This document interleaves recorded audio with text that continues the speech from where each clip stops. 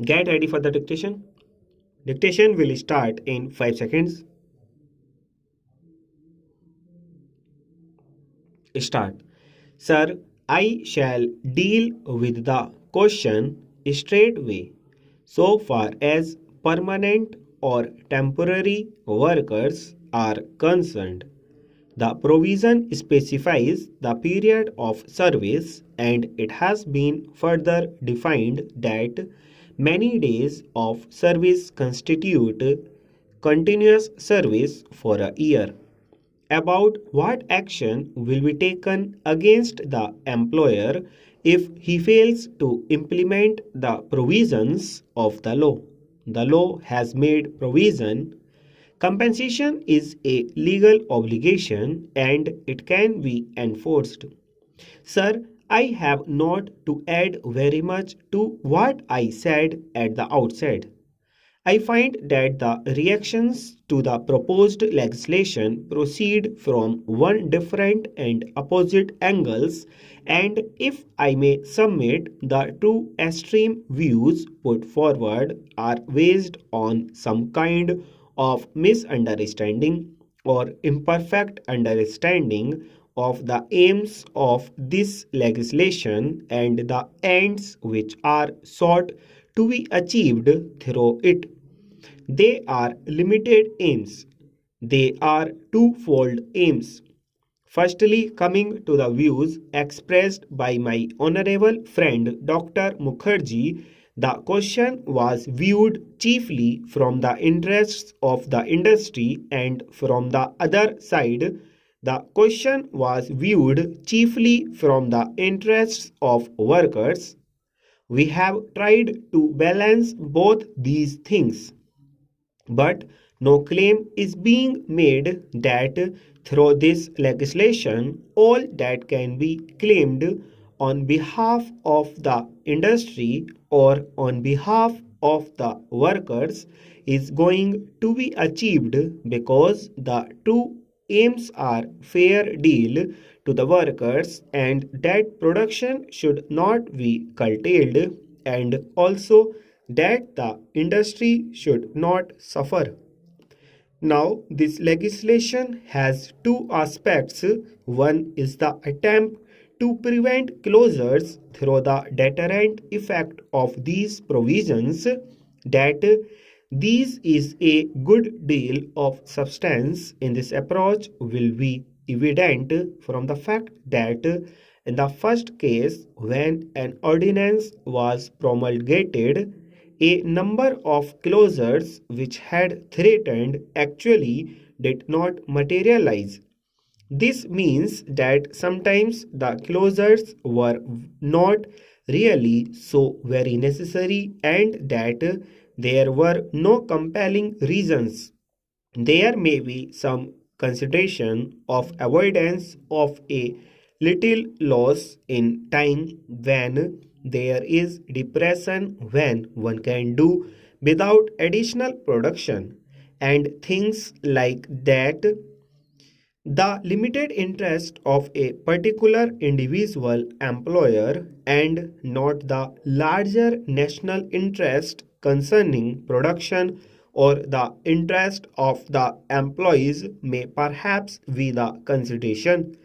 In these cases, this legislation has a salutary effect.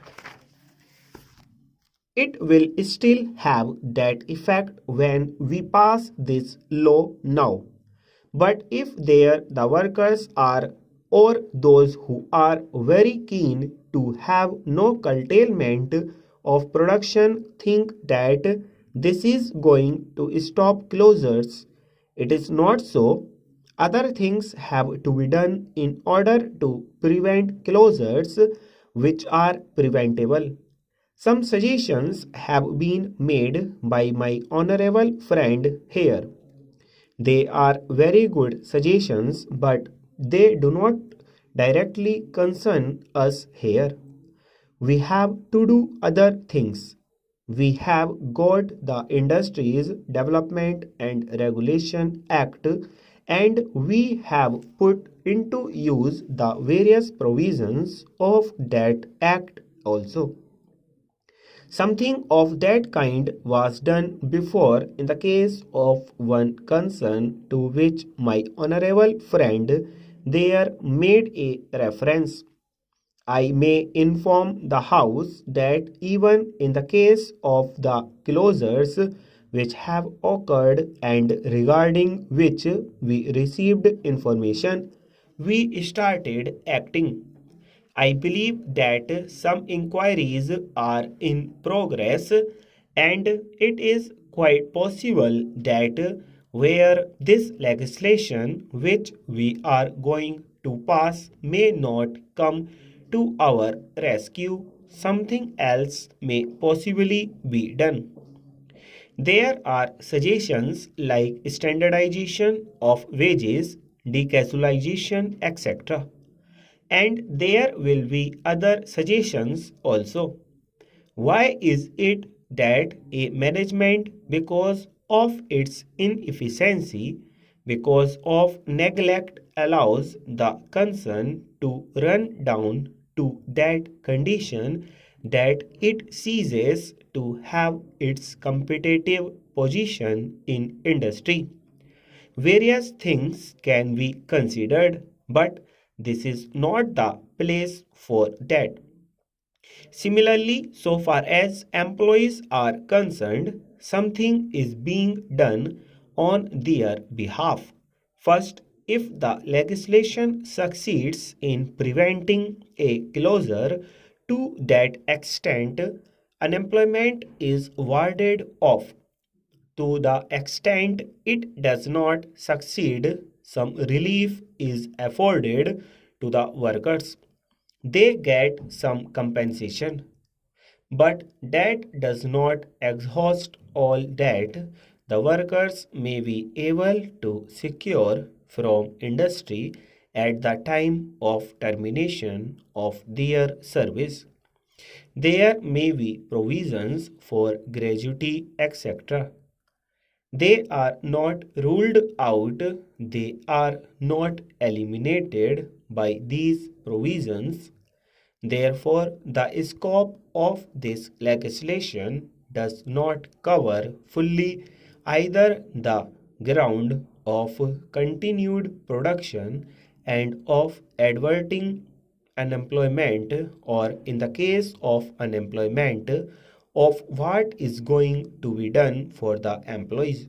So, sir, in that limited context, we have to view the property of the various clauses that are being considered here.